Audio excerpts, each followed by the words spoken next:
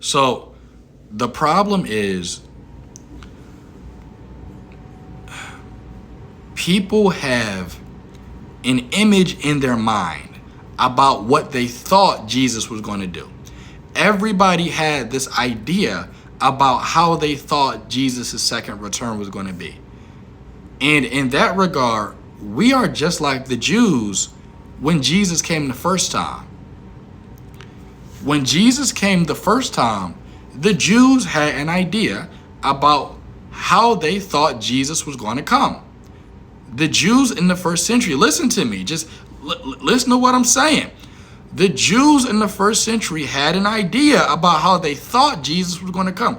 They thought Jesus was going to be a military leader. They thought Jesus was going to be a warrior. They thought that Jesus was going to come in like King Solomon. They thought Jesus was going to be rich. So, Jesus isn't playing with anybody when it comes to his second coming. It's just the second coming isn't what people thought it was. And if people paid attention to the Bible, if people paid attention to the pattern and how God works in the Hebrew Bible, you would completely get it.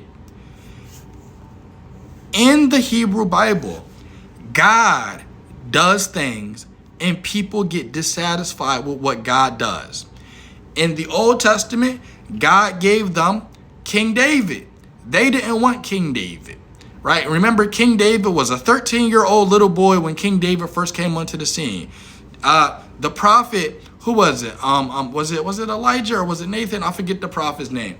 Corey, if you remember the name of the prophet who came and got David, but the prophet came to David's to Jesse's house, and he said, "Do you have another son?" And he said, "Yeah, but he's a boy and he's out tending to the sheep." And the prophet said, "Go get him." Right? So even David's dad looked past him. Right? The people looked past David. David was a 13-year-old little shepherd boy. When God saved the Israelites from Egypt, they were in the wilderness and God fed them food. But the food that God gave them, it wasn't good enough for them. They said, "What is this worthless stuff?" God literally dragged them out of slavery. And they said, "What is this worthless stuff?" God gave them the Messiah. And when God gave them the Messiah, they didn't think he was the Messiah. And you know what they kept saying about Jesus? They said, "Isn't this Joseph's boy?" That's what they said when Jesus came on the scene again and again and again. They said, "Isn't this Joseph's boy?" Every single time God does something in the Old Testament, people get dissatisfied with what God actually does. Do y'all hear me? Put a one up in the chat if y'all actually hear me. Every time God did something in the Old Testament, they were dissatisfied with what he did. So when people say, "Isn't he supposed to come back on clouds? Isn't everybody supposed to see him? Isn't it supposed to happen like this?" Just because it didn't happen the way you thought it was going to happen, that doesn't mean it didn't happen. So the whole point is, we have this idea about what we thought God was going to do about Jesus' second coming. And when I'm telling you, Jesus' second coming happened.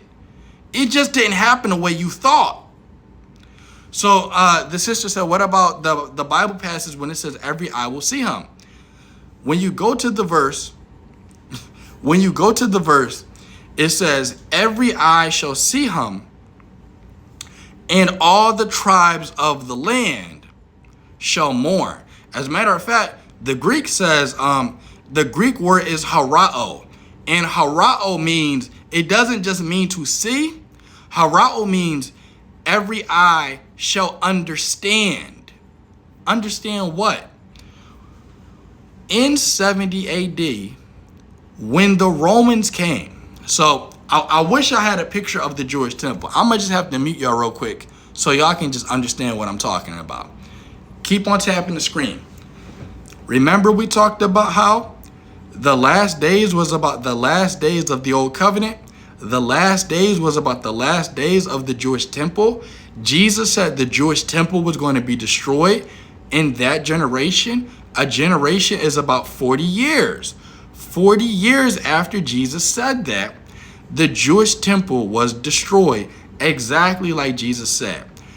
In the Gospels, I think it's in Luke, Jesus says, Jerusalem, Jerusalem, you will be so, he says, Jerusalem, when you are surrounded by armies, then you will know your desolation is near. Well, in 70 AD, the Jews were celebrating at the Jewish temple. Just listen to what I'm about to tell you. Remember in the gospel, Jesus said, on that day, they will be eating and they will be drinking, and then destruction will come on them. They will be eating and they will be giving into marriage, like in the days of Noah. Well, in 70 AD, the Jews were eating and drinking on the day destruction came.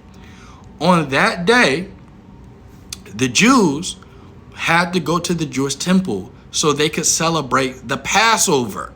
The Passover is the day where the Jews celebrate when they were free from Egypt. They passed from death to life. So when the Jews went to the Jewish temple, what do you do during the Passover? What did Jesus do during the Passover? They break bread, they drink wine, they eat and they drink, and they celebrate the marriage of Pesach. They celebrate the marriage of the Passover. So in 70 AD, when the Jews were celebrating the Passover, the Roman army surrounded Jerusalem, exactly like Jesus said. And here's the key thing.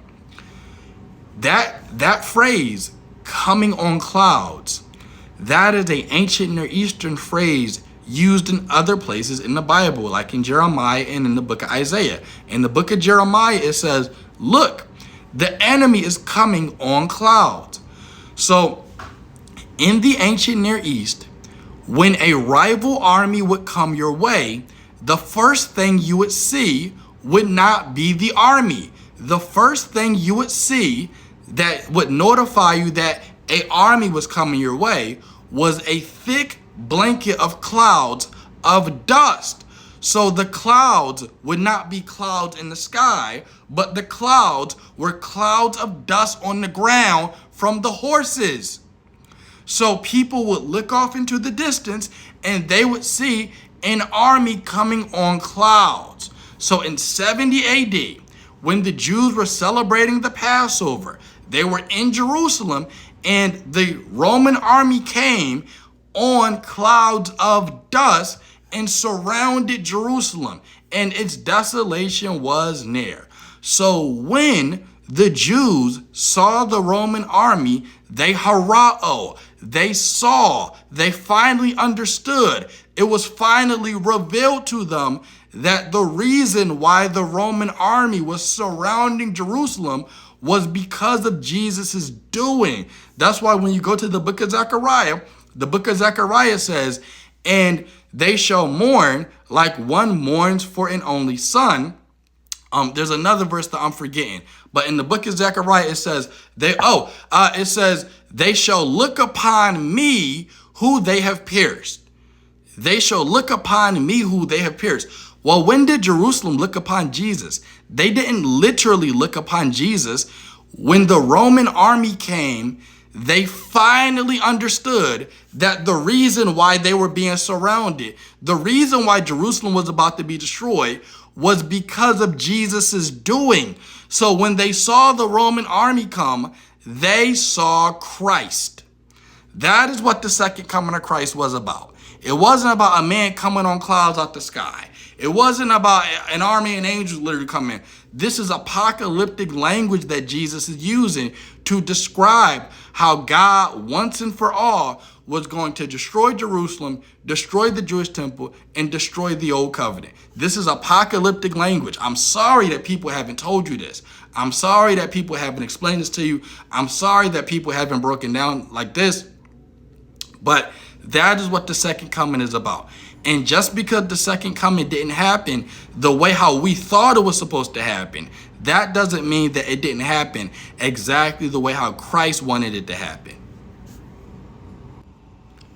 There we go. But no, we are not in the last days. The last days has been over for a very long time. The last days have already transpired. We are in the new heaven. We are in the new earth. But people's minds need to be changed on what that is, because people normally have an expectation. You see this all throughout the Bible.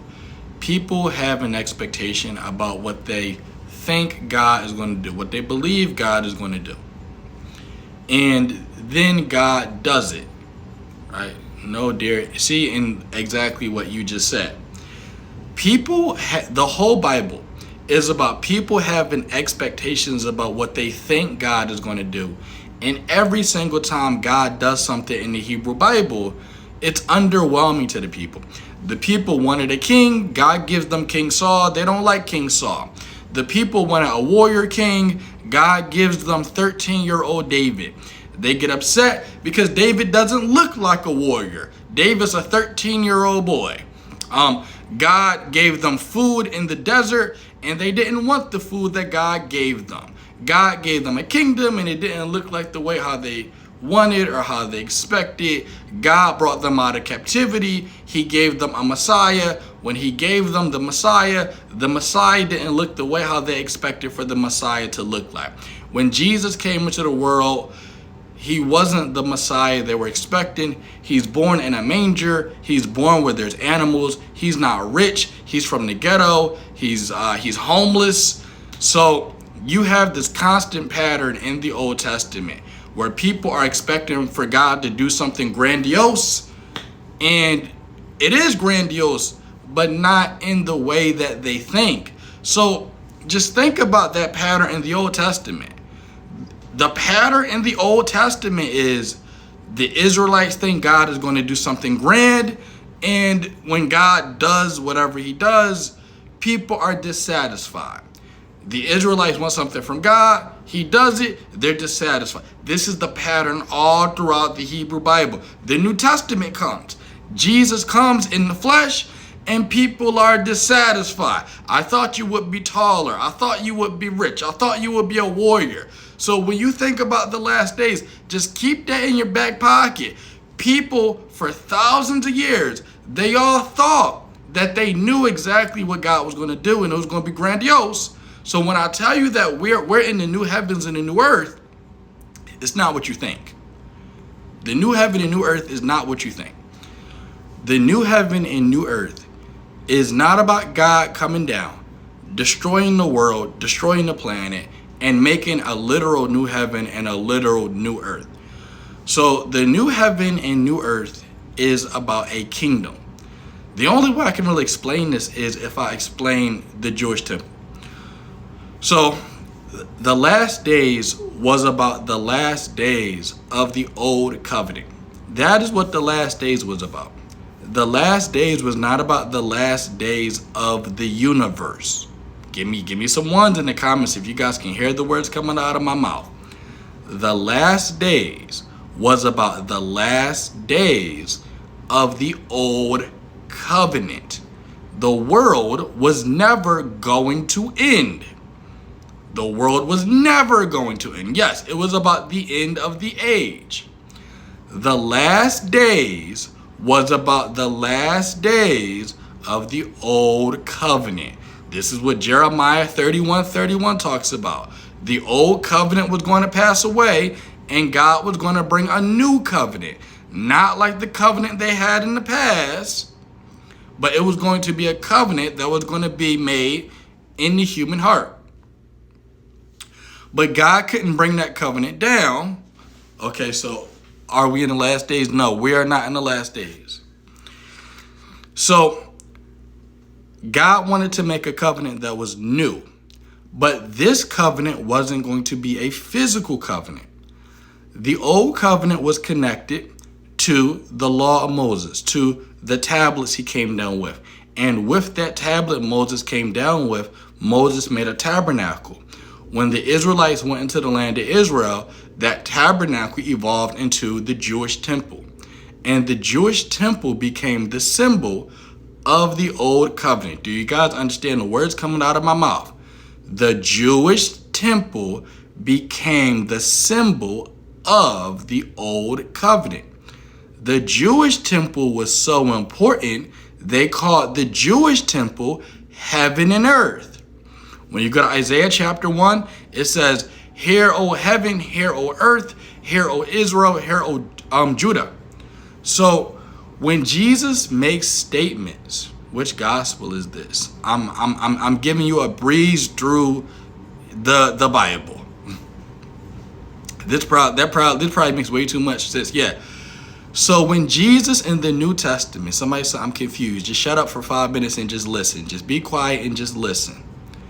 When Jesus says, "Heaven and earth will pass away," he was standing in front of the Jewish temple. We're going to mute you if you can't continue. So just be quiet and just listen. I understand you're confused. I get it. Just be quiet for a second.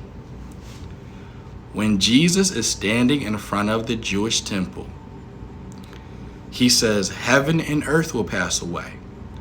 Well, the Jews used to call the Jewish temple heaven and earth. So when Jesus in Matthew chapter 24, when he says heaven and earth will pass away, he's talking about the Jewish temple that he's standing right in front of. He's not talking about the universe passing away.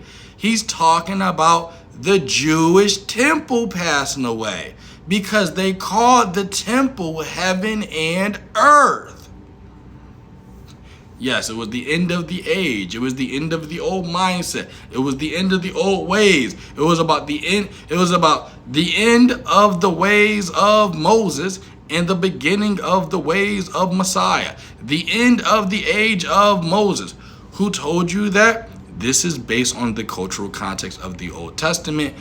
You can look at books like the Book of Enoch. The Book of Enoch uses that language. It says that the temple was the gateway to heaven, or the navel of the earth.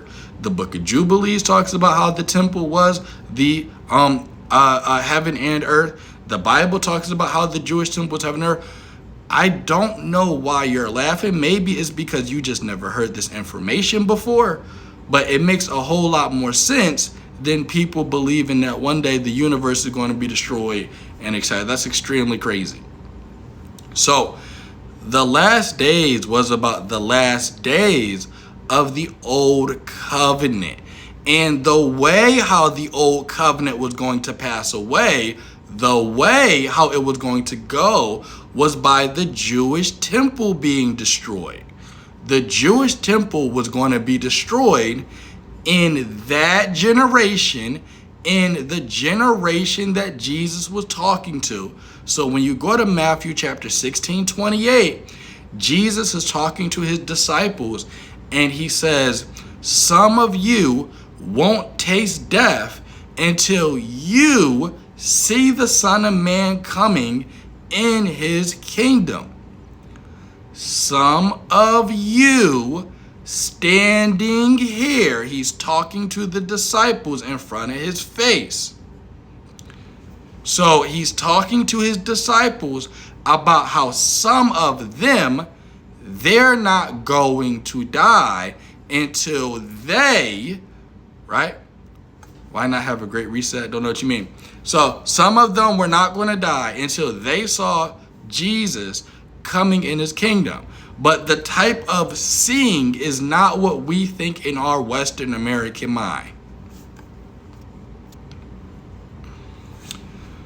So in your mind, you think this is the new earth where death will be no more. Hit the button. Just hit the button and come up to the stage, please. For the love of God. Okay. The new heaven and new earth is about a kingdom. It is about a kingdom. The old physical kingdom, the old physical temple, that was the old kingdom. That was the old heaven and earth. Okay, so what about the death from Revelation? So Revelation talks about there will be no more death in this new heaven. There will be no more mourning, no more crying. That's taken from the book of Isaiah, and that ties into the book of Judges. Before the Israelites go into the promised land in the Bible, in Deuteronomy chapter 30, I talk about this in my books. If you don't have my books, get my books. In Deuteronomy 30, verse 15, God said to the Israelites, I'll put before you life and death, good and evil. If you worship another God when you go into the land, you will surely die. Well, when you go to the book of Judges, they worshiped other gods. And when the angel of the Lord confronts them, or the angel of the Lord confronts the Israelites about worshiping other gods. And after they get confronted, they cry, they mourn. And after they worship these other gods, they get kicked out of the land. In the ancient Near East, in Jewish theology, when you're not in the presence of God, you don't have life. Well, the presence of God was inside of the temple. The temple is inside of the land. So if you're in the land, if you're in the temple, if you're in the presence, you have life. When you're not in the presence of God, you are dead. Well, now that we are in the presence of God, because the presence of God is inside of us, now there's no more covenantal crying. Now there's no more covenantal death, because wherever the Spirit of the Lord is, there is liberty. There is freedom. That's from the book of Isaiah. Wherever the Spirit of the Lord is, there is life. So because you have God's Spirit inside of you, now you have life, and you have life forevermore. Now there's no more death. Now there's no more crying. Now there's no more mourning, because the old covenant, the old temple, the old heaven, the old earth passed away, and you have become the new heaven and the new earth, because the presence of God is now inside of you. So that's the death that the Old Testament is talking about. It's not talking about now there's not going to be any more physical death. Physical death has never been the enemy of God. Physical death has never been the enemy of God. God uses death so that he can put a limit on how much evil people can do. God uses physical death because people know they only have a certain amount of time before they go meet the Lord. God uses death to bring people to him. In the book of Psalms says, precious is the death of his saints. So the way how you finally go to meet God is in death. So physical death is not evil. Physical death is not wrong. Physical death was never the enemy of God. It was spiritual death that was the enemy of God. And it was the spiritual death in the old covenant. That's the death that the Old Testament is talking about.